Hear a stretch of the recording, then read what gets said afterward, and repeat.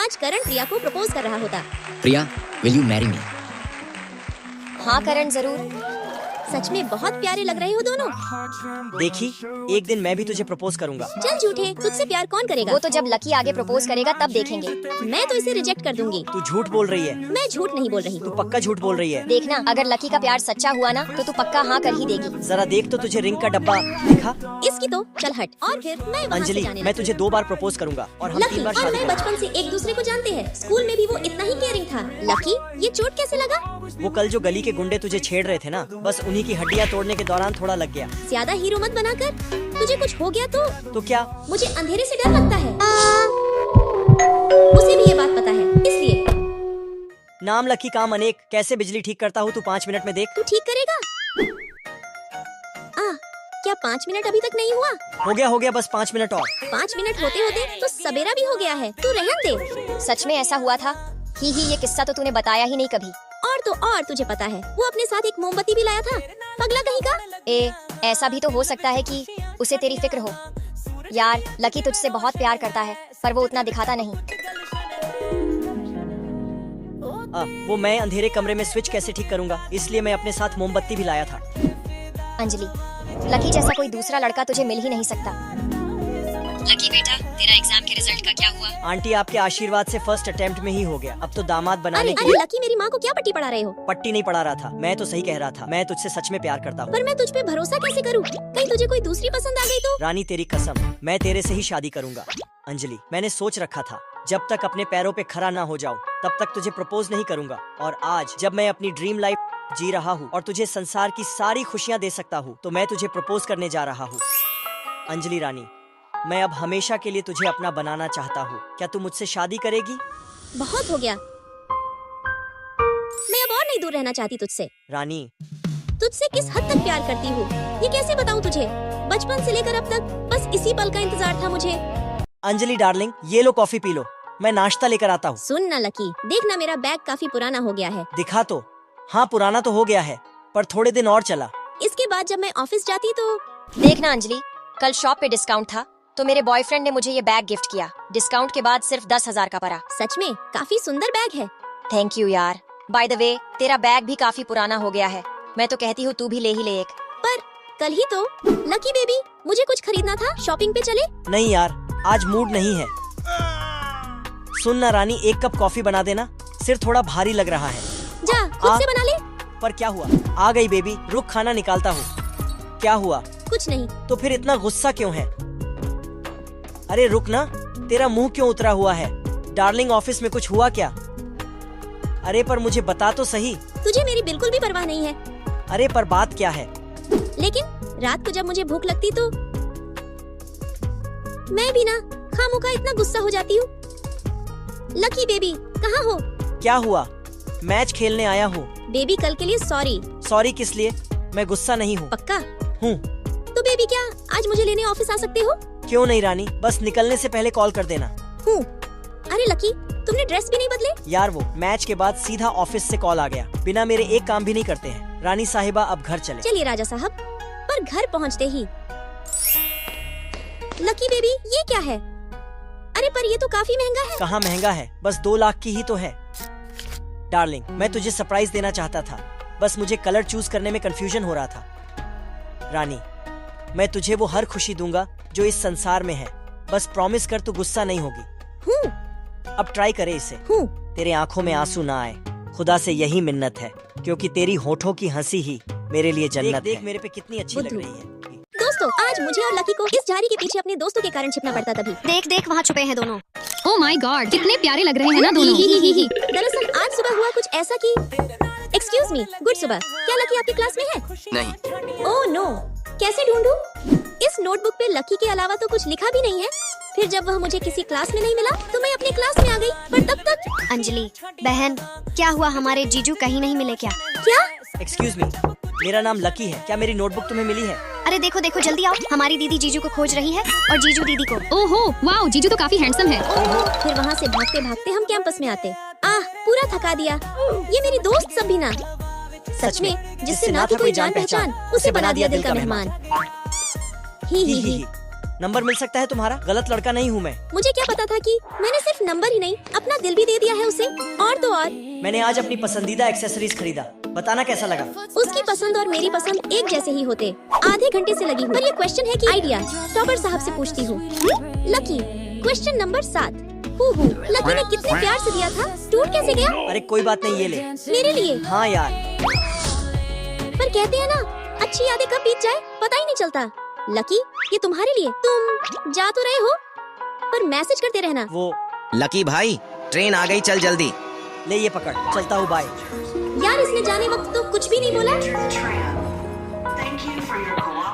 अरे अंजलि, ये तो वही नोटबुक है जो तूने उसे दिया था। उसने इसे तुझे वापस कर दिया, इसका मतलब उसका प्यार सिर्फ दिखावा था। नहीं नहीं, ऐसा नहीं हो सकता। और जब मैं नोटबुक देखती तो पगली, अच्छे से पढ़ाई करते रहना, मैं वहाँ तेरा इंतजार करूँगा अगले साल। बुद्धू, अब तेरे पास आने से तो मुझे ये IIT भी नहीं रोक सकता। लकी बेबी, मैं आ गई। कैसे हो तुम? अरे अरे लकी भाई, क्या ये बहन है तुम्हारी? बहन नहीं, भाभी है तेरी। भगवान खोल दे किस्मत की चाबी, कब तक दिलाएगा भाभी? मुझे पुरानी टीचर जैसा समझने की भूल मत करना, मैं बहुत स्ट्रिक्ट हूँ। सभी टीचर्स तो ऐसा ही कहते हैं। मतलब अब अंजलि की खैर नहीं। ये आवाज कैसी? ओए लड़की, तुम देखने से टॉपर लग रही हो। आओ फर्स्ट गई क्वेश्चन बेचारी। सॉल्व करो, और लड़के तुम आकर सेकंड क्वेश्चन सॉल्व करो। और फिर हम दोनों बोर्ड पर जाते, पर क्वेश्चन देखकर ही मेरे पसीने छूट जाते। मैम, ये क्वेश्चन मुझे नहीं आता।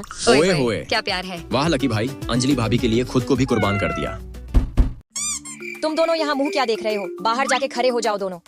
कान खोल के सुन लो तुम सब। बच्चे प्यार से मुझे हिटलर मैम बोलते हैं। हिटलर से भी ज्यादा स्ट्रिक्ट हूँ मैं। वो सॉरी लकी, वो क्वेश्चन तूने कल ही बताया था। कोई बात नहीं, मैं तुझे दोबारा बता दूंगा। क्या फुसुर फुसुर अरे- कर रहे हो दोनों? सॉरी मैम, वो हम हाँ हाँ, ऐसे ही खड़े रहो। हाय, इन दोनों के प्यार ने तो मुझे भी डुग डुग सर की याद दिला दी। भिखारी, ये ले अपना कबाड़ और निकल मेरे रूम से। किराया देने की औकात होती नहीं है और रूम ले लेते हैं। अरे रुक, अरे अरे लकी सुन, कहाँ जा रहा है? कुछ दिन पहले तूने ही बोला था कि मीठा खाने से मूड ठीक होता है।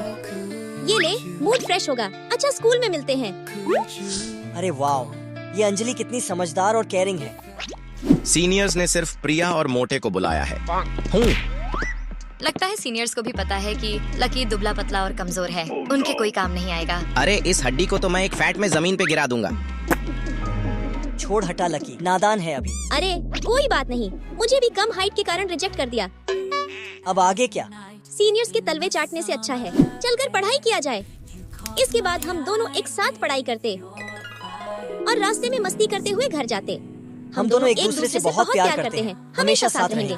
फिर घर पहुंचते ही मिकी मिकी मिकी, लगता है सुबह से कुछ नहीं खाई हो, लो खाओ। कितना केयरिंग लड़का है। जब मिकी की इतनी केयर करता है तो मेरी कितनी करेगा। लेकिन अगले दिन टेनिस खेलते वक्त ओए होए अंजलि, आज तो काफी चमक रही हो, क्या विचार है? ओए अंजलि, मैं भी अभी सिंगल हूँ, मेरे बारे में भी तो सोच जरा। अबे मोटे तेरी तो। ए, इसे हटा जाने मन। अरे मोटे, अरे कौन? आ मोटे मोटे, निपट तो नहीं गया? तुम ठीक तो हो रानी, कुछ किया तो नहीं? चल निकल।